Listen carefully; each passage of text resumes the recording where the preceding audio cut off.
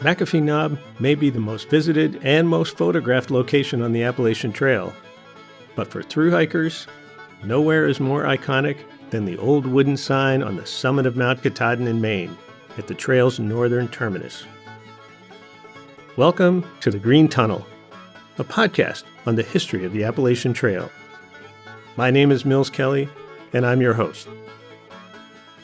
Today, we bring you the final iconic locations episode in our show, and we've saved the best for last. I made the summit sign for Katahdin 3 times and delivered it 3 times. It's about 42 inches wide. It's about 38 inches tall. And the first line of lettering is the word Katahdin. And the rest of it hasn't changed much. If you look at a picture of the first sign Myron Avery put up there in 1933, we pretty much copied it and added a few mileages. One thing that's extraordinary about it is it only points in one direction. There's no mileages in anywhere else. You just heard the voice of Lester Kenway, who began his career as a volunteer on the Appalachian Trail more than 50 years ago. He was describing the sign on the summit of Mount Katahdin, which is the northern terminus of the AT.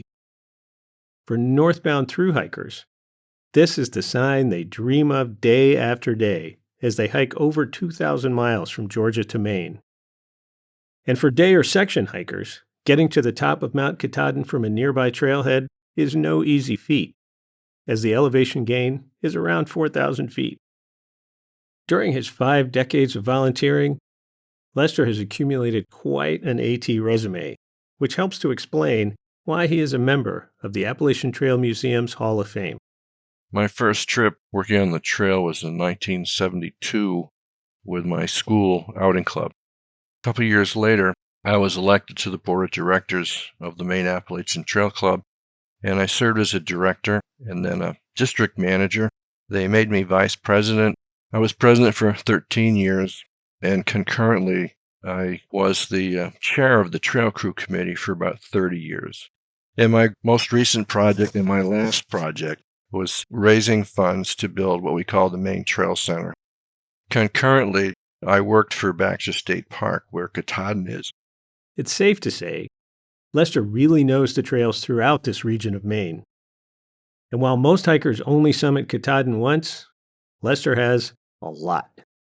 The trip from Chimney Pond Campground to the summit is 2,600 feet of vertical. I would confess that when I worked at the park, I did that trip over 200 times. What long-distance AT hiker hasn't dreamed of reaching that sign on the summit of Katahdin at the end of their hike? For northbound long-distance hikers, either thru hikers or section hikers, that sign on the summit of the mountain represents the end of their long and often difficult effort. I asked Lester how he became responsible for making the iconic sign and to describe the process of building a new one. One of my volunteer jobs with the club was that I was the sign coordinator. The big push in that was that the club relocated almost half of the trail in Maine to prepare for the acquisition program with the National Park Service. So 157 miles of trail was moved. All the campsites had to be recreated. All the signs had to be done.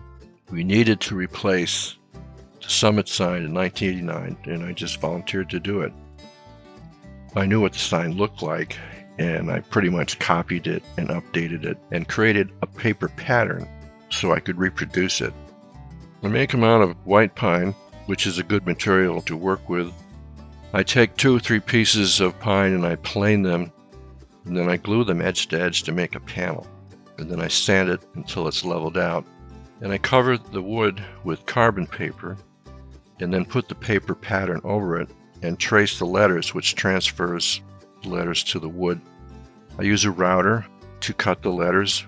I sand it again and stain it and then paint the letters in. Well, the sign itself probably weighs about 25 pounds, and I used to put on a pack frame and carry that up. The sawhorse, as we call it, the frame that holds the sign, is made up of cedar 4x4 timbers. There's like 10 or 12 of them, and carried up individually. We assemble it on site. Something most hikers don't know, though, is that sawhorse-style sign that Lester hauled up the mountain 3 times wasn't what the sign always looked like. The original version of the sign on the summit was pretty simple. It was installed by legendary ATC chairman Myron Avery and several of his friends on the summit in 1933, 4 years before the AT was completed from Mount Oglethorpe in Georgia to Mount Katahdin.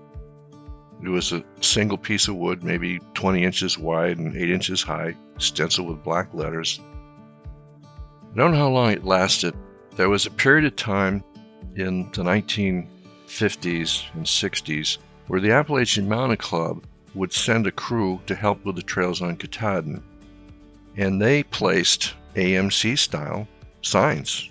There was still some in place when I started working there in 1978. The sign changed in the 1960s. Club volunteer Steve Clark led the effort, and he was the one that built the first sawhorse frame.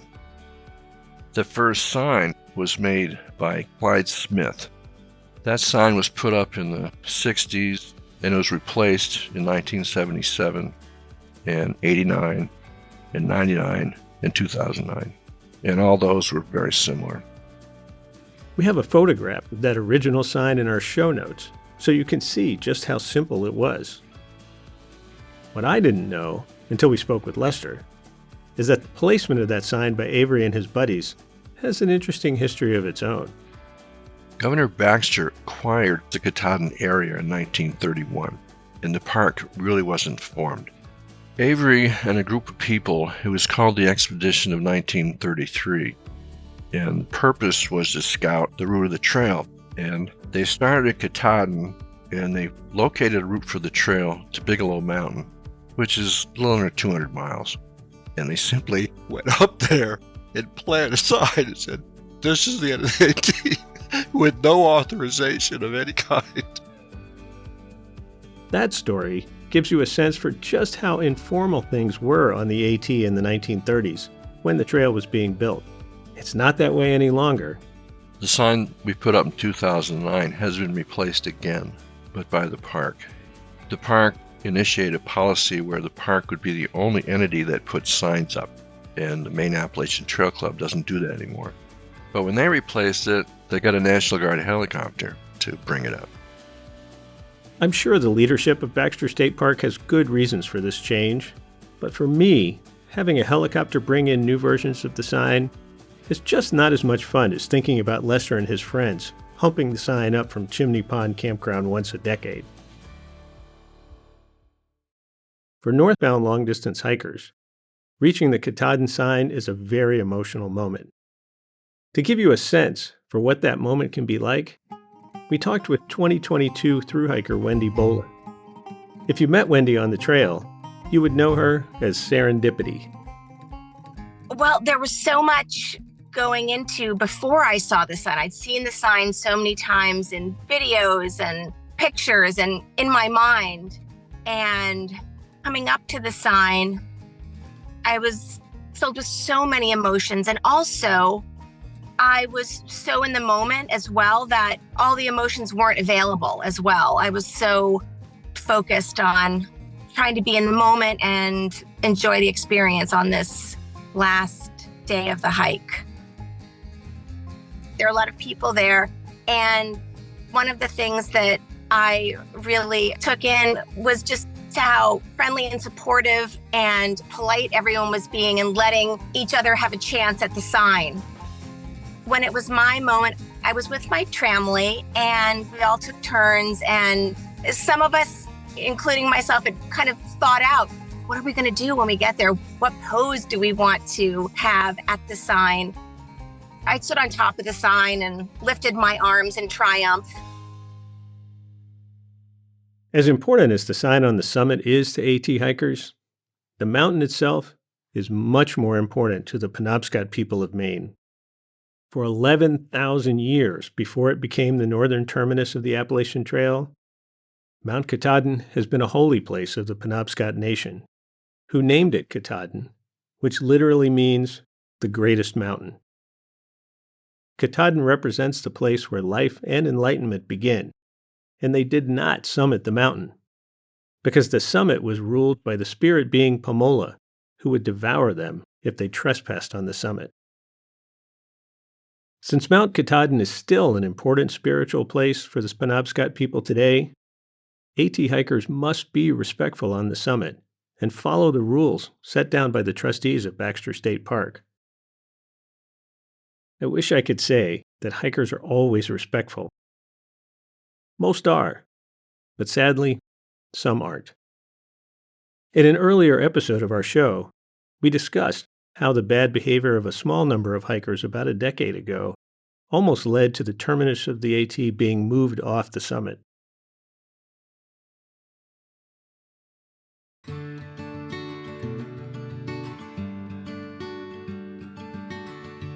That iconic sign on the summit of Katahdin that everyone wants to be photographed with has a tough life. The weather on the summit, especially in the winter, is pretty rough.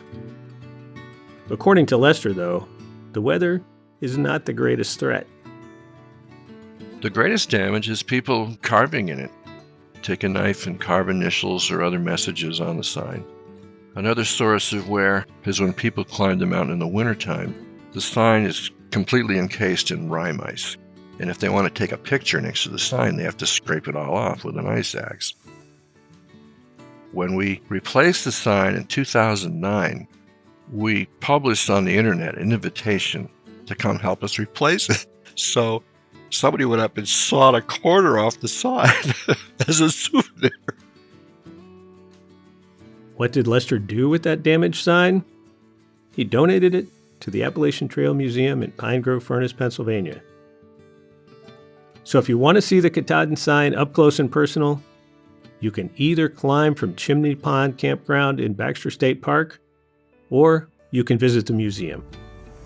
You don't even have to climb any steps to get into the museum, so it's just a little less strenuous.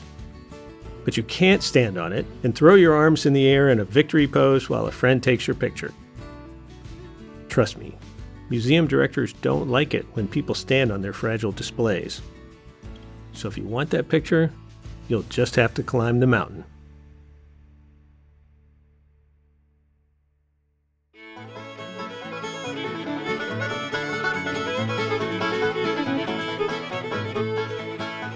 The Green Tunnel is a production of R2 Studios at the Roy Rosenzweig Center for History and New Media at George Mason University. Today's episode was produced by me. Jeanette Patrick and Jim Ambuski are the executive producers. We want to offer a special thanks to Lester Kenway and Wendy Serendipity Bowler for sharing their stories of the Katahdin sign with us. We also want to thank Johannes Gutenberg University in Mainz, Germany, for making it possible for us to use their recording space for this episode. Original music for our show is performed by Scott Miller of Swoop, Virginia, and Andrew Small and Ashley Watkins of Floyd, Virginia. We're able to bring you this show through the generosity of the Andrew W. Mellon Foundation and many individual donors like you. If you enjoy the Green Tunnel podcast, we have some more great shows for you at r2studios.org. Thanks for listening, and we'll see you soon.